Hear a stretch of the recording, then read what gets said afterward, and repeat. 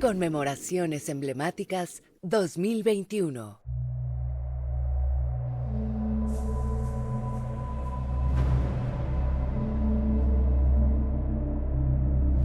México Tenochtitlan fue una ciudad muy poderosa. Algunos piensan que con su derrota, Hernán Cortés y su ejército prácticamente habían conquistado a todos los grupos indígenas. Pero, ¿qué tan exactas son estas afirmaciones?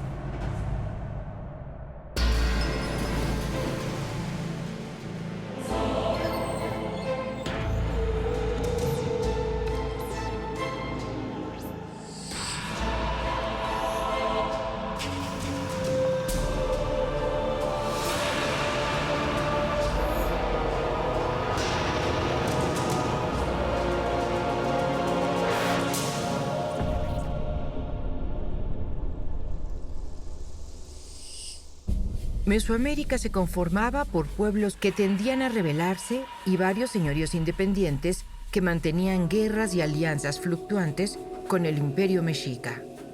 Los aliados y enemigos se encontraban a kilómetros de distancia o en el mismo islote, como su ciudad gemela, Tlatelolco. La relación entre Tenochtitlan y Tlatelolco viene de una hermandad. Recordemos que se supone que ellos vienen en una enorme peregrinación y hay diferentes capítulos de cómo ellos van a crear dos ciudades. Van a adjudicar a esta peregrinación, este andar, a un dios, a Huitzilopochtli, su dios tribal, quien los va llevando y por muchos momentos, como el Michoacán y así, diferentes sitios van teniendo conflictos hasta que un día llegan a Chapultepec. Y ahí van a ellos una mitad del grupo a quejarse de a dónde los lleva Huitzilopochtli. Huitzilopochtli aparece y deposita 2 tlaquimilolis, 2 envoltorios sagrados.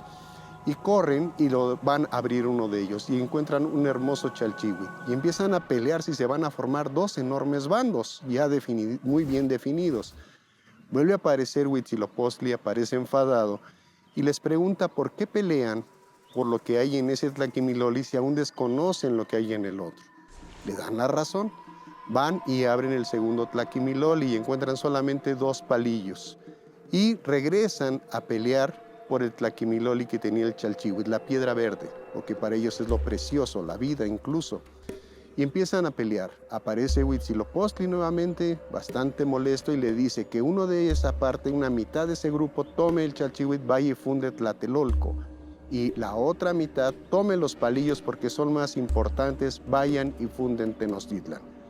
Este mito, entre todos los que han aparecido con respecto a la fundación de Tenochtitlan y de Tlatelolco, para mí es el más importante porque está hablando de una fundación simultánea a capricho de la deidad. Y efectivamente los 2 palillos eran más importantes que el chalchihuitl, que la piedra verde. ¿Por qué? Porque con ellos se hace el fuego nuevo. Aparecen en el tocado de Xiuhtecutli, de Huehueteotl, el dios que habita justo en el vértice sagrado entre los 13 cielos y los 9 inframundos.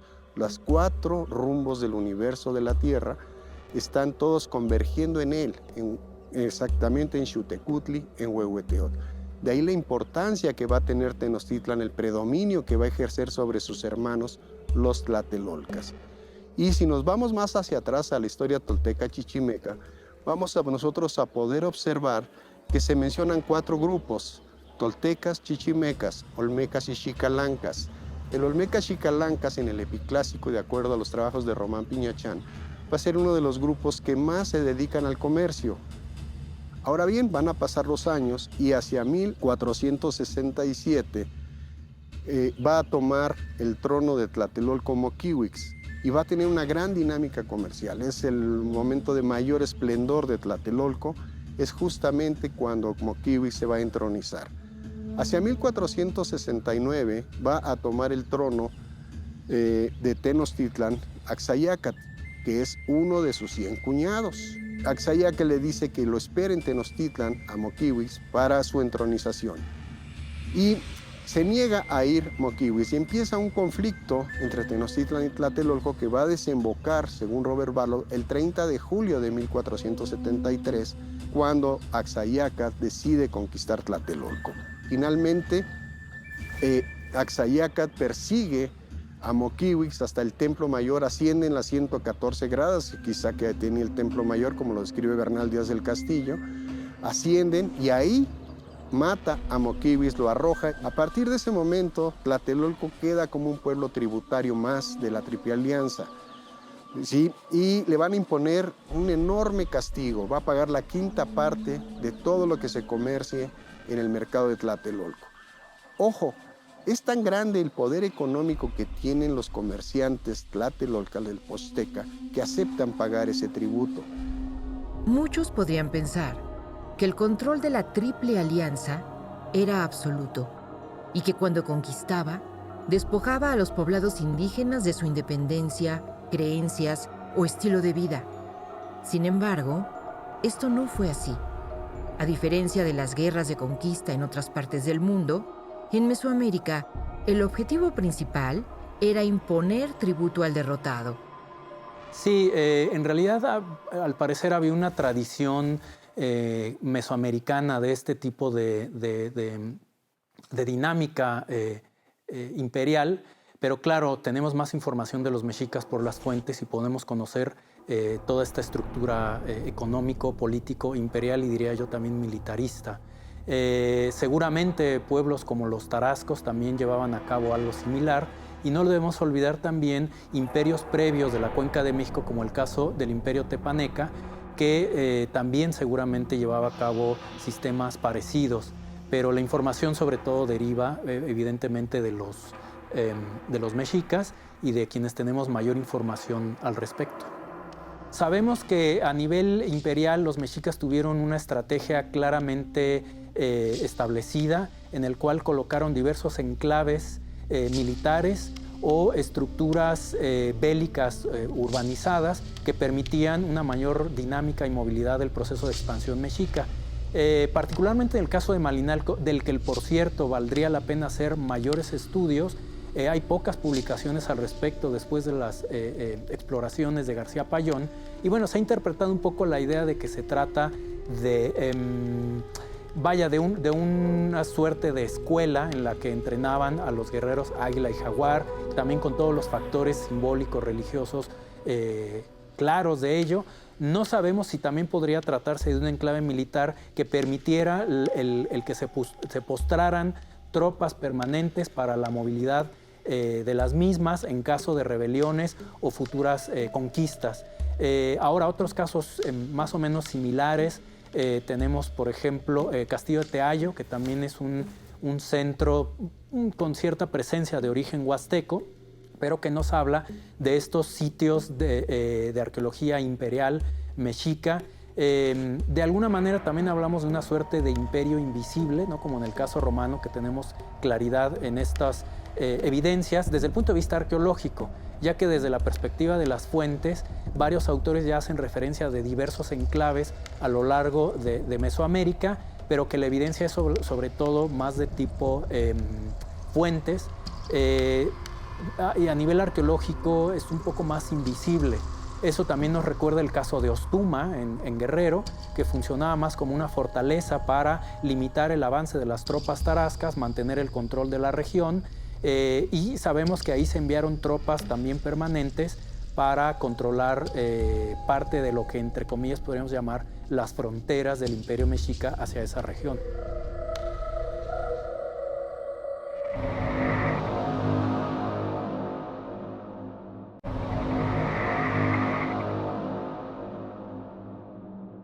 No solo hubo señoríos independientes contra los cuales hacer la guerra.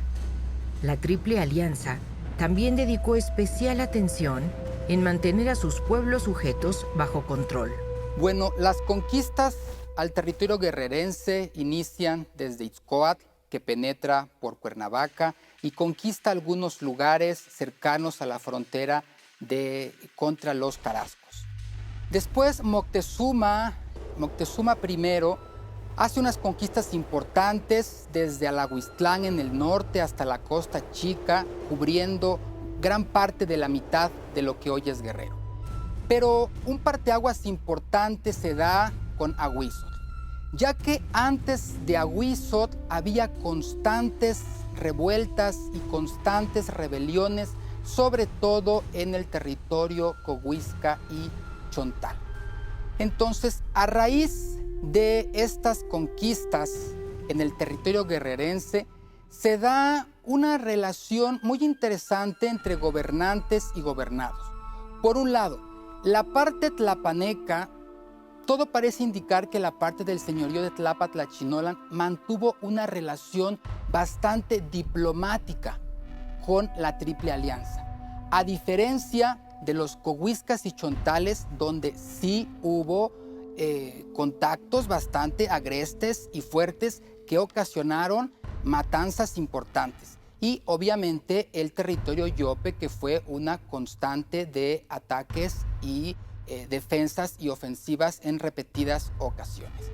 Entonces, en el territorio chontal y en el territorio coguisca se van a dar rebeliones muy importantes. Por ejemplo, en la zona de Alahuistlán, Ostuma y Teloloapan, que había sido conquistado por Axayacat, viene un momento en que estos pueblos deciden no tributar. Y no solo no tributar, sino que además no aceptan la invitación a ceremonias tan importantes en Tenochtitlan como la entronización de Ahuizot y ceremonias en el Templo Mayor. Y el colmo de esta subversión en su momento es la matanza de los calpixque o la matanza de aquellas personas recaudadoras que venían del centro de México. ¿Cuál es la ofensiva de parte de la Triple Alianza a estas áreas de conflicto?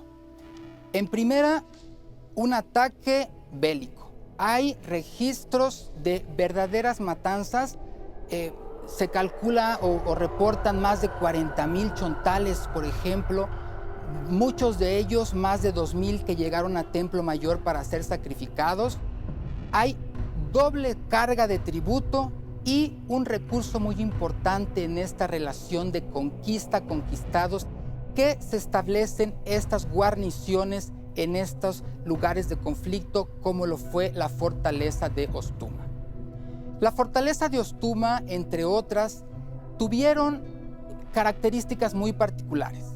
Por un lado, fueron establecimientos para sofocar estas revueltas, y por otro lado eran lugares de recolección de tributo, pero también eran lugares que estaban estratégicamente ubicados en estas áreas de frontera contra los tarascos.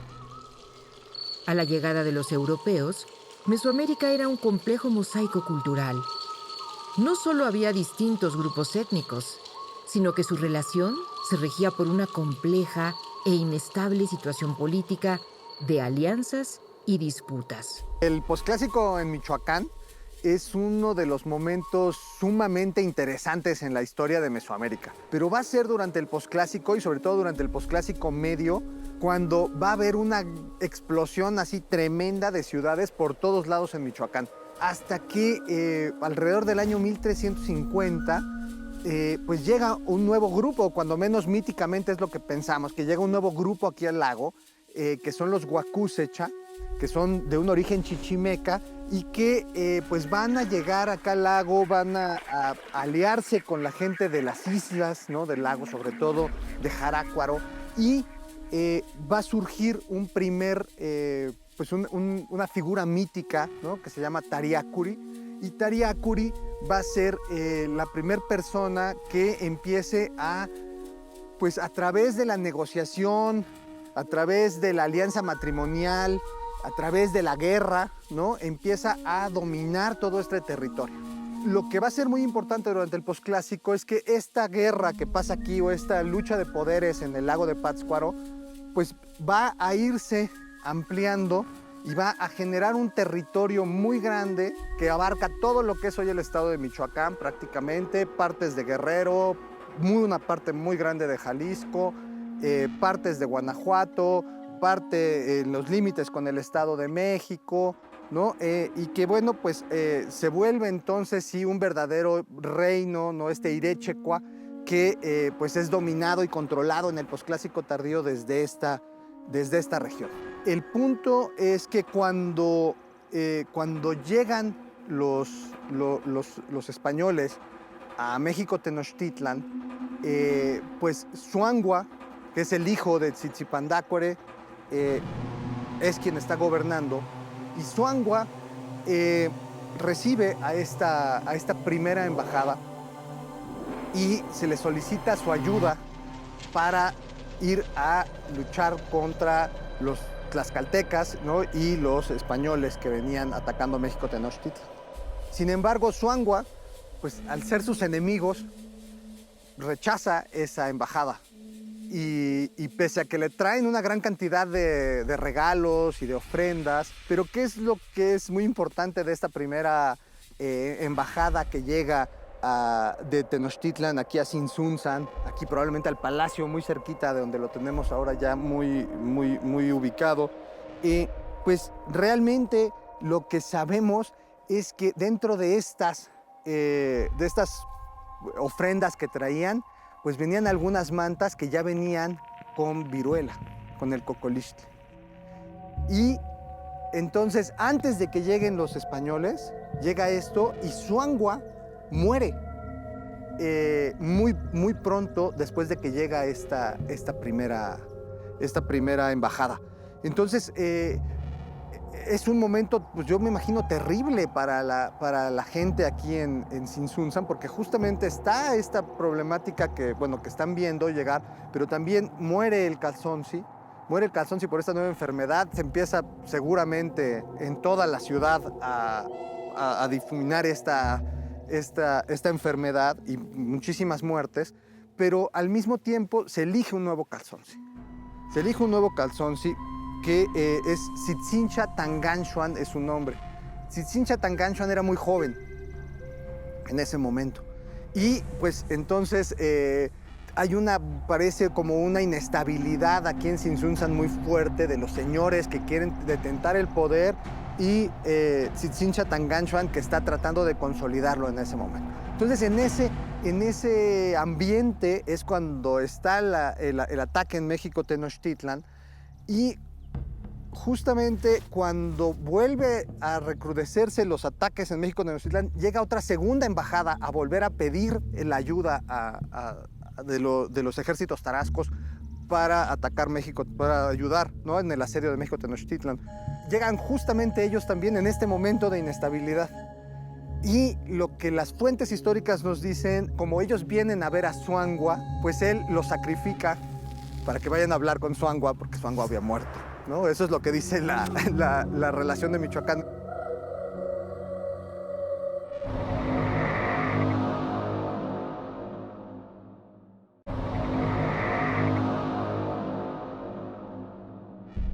La Triple Alianza que lideraban los mexicas tenía bajo control a muchas regiones. Sin embargo, existían otros señoríos independientes que se resistieron a su dominio y que llegaron a derrotar al poderoso ejército de la Cuenca de México. Tras la caída de México Tenochtitlan, pues van a empezar a voltear la vista hacia nuevos territorios de conquista. Y justamente esta primera embajada es muy importante porque al parecer capturan a gente de esta región que les habla ya del Calzonsi de Michoacán, además, por supuesto, de la gente de México Tenochtitlan. Y empiezan a ver que realmente aquí una de las cuestiones muy importantes de esta zona, ¿no?, de esta zona de Michoacán, fue la metalurgia, ¿no?, el desarrollo de la metalurgia. Entonces, pues el Calzonsi tenía un tesoro bastante importante, ¿no?, que se había acumulado, ¿no?, a partir de todos sus ancestros, ¿no?, seguramente desde Tariacuri y por supuesto mucho más a partir de la consolidación de Tzintzuntzan como la gran capital, pero empiezan a recibir todos estos tesoros, ¿no?, que están aquí en diferentes partes aquí de la ciudad de Tzintzuntzan, una parte muy importante en el palacio, pero también en las islas habían parte de este tesoro. Pero lo que es importante es que los españoles se dan cuenta de esto. Entonces empiezan a mandar ya emisarios hacia Michoacán, empiezan a Cortés, pues ya manda un ejército como tal a Michoacán, liderado por Cristóbal de Olid. Cristóbal de Olid trae un ejército muy potente, parece también en las fuentes históricas que el Calzonsi se prepara para defenderse, ¿no? Hay realmente construcciones que se hacen en los alrededores para poder defender la ciudad de Sinsunzan del ataque, pero de último momento pareciera que el Calzonsi prefiere negociar. O sea, les dice a los ejércitos que ya estaban apostados que se quiten y dejan entrar al ejército en paso franco desde Tajimaroa, donde primero se estacionan, hasta aquí, hasta la ciudad de Sinsunzan. Y ese ejército es muy interesante porque al llegar justamente aquí donde estamos parados, es donde ellos llegan, todo este ejército, y en toda esta gran plataforma sobre la que estamos, empiezan a hacer sus ejercicios militares, a disparar sus armas, etc. Y bueno, pues obviamente a tomar posesión de este terreno. La Triple Alianza que lideraban los mexicas tenía bajo control a muchas regiones. Sin embargo, existían otros señoríos independientes que se resistieron a su dominio y que llegaron a derrotar al poderoso ejército de la Cuenca de México. Bueno, cuando hablamos de la conquista solemos pensar en que fue una hazaña o un acto terrible de los españoles, ¿no? Y solemos imaginarnos unos cuantos centenares de hombres venidos del otro lado del mar que en poco menos de 2 años sometieron a todo un país poblado por millones de personas y que pues esto se debió, muchas veces se dice, a su superioridad, que tenían mejor tecnología militar, que eran culturas más desarrolladas. Pero todo esto es por completo falso. En realidad, el ejército que conquistó México, o para ser exactos, porque México no existía entonces, el ejército que destruyó la ciudad de México, Tenochtitlan, de la gran Tenochtitlan, el 13 de agosto de 1521, tenía, se calcula, unos 100,000 soldados nativos mesoamericanos y menos de 1,000 soldados españoles. Es decir, los conquistadores españoles eran menos del 1% de los que vencieron a los mexicas. Y la mayoría de los que estaban en ese ejército eran personas mesoamericanas, indígenas, provenientes de muy diversos pueblos. El más famoso de estos pueblos que se alió con los españoles y que venció a los mexicas o aztecas fueron los tlaxcaltecas.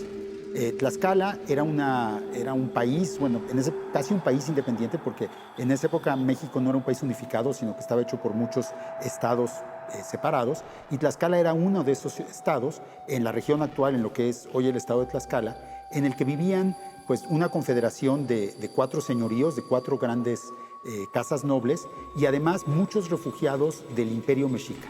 Es decir, muchos pueblos que habían sido conquistados por los mexicas o que habían sido expulsados de sus tierras por los mexicas y que se habían ido a refugiar justamente a este territorio de Tlaxcala que permanecía independiente del dominio de los mexicas. Era un territorio independiente que llevaba más de 50 años combatiendo a los mexicas justamente para defender su independencia. Estas guerras eran constantes y ninguno de los dos bandos en realidad tenía la fuerza para vencer al otro. Los mexicas no podían conquistar a los tlaxcaltecas, pero los tlaxcaltecas, que eran un poco más débiles, tampoco podían vencer a sus enemigos mexicas. Por eso, cuando llegaron los españoles en 1519, y después de combatir a los españoles, porque los tlaxcaltecas en general no se sometían a nadie, cuando se dieron cuenta que no los podían vencer, y sobre todo cuando los españoles comenzaron a atacar a la población civil de Tlaxcala, los gobernantes de este señorío, los 4 gobernantes de Tlaxcala, decidieron aprovechar su fuerza contra sus propios enemigos. Justamente eso fue la conquista. Fue la alianza entre tlaxcaltecas y españoles para vencer a un enemigo común que eran los mexicas. Los tlaxcaltecas no fueron los únicos indígenas que se aliaron con los españoles.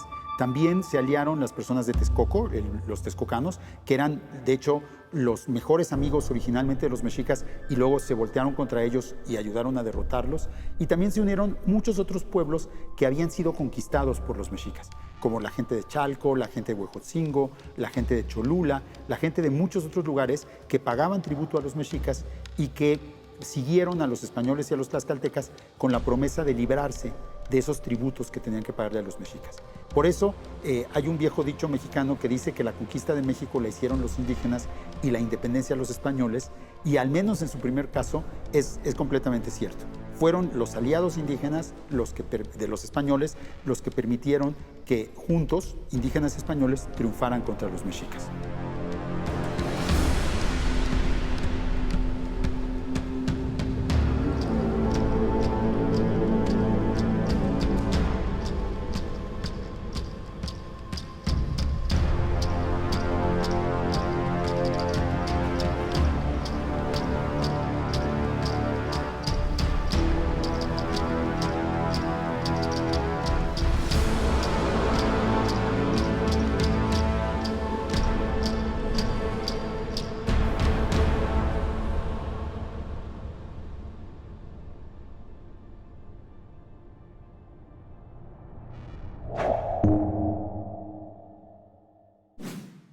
Gobierno de México.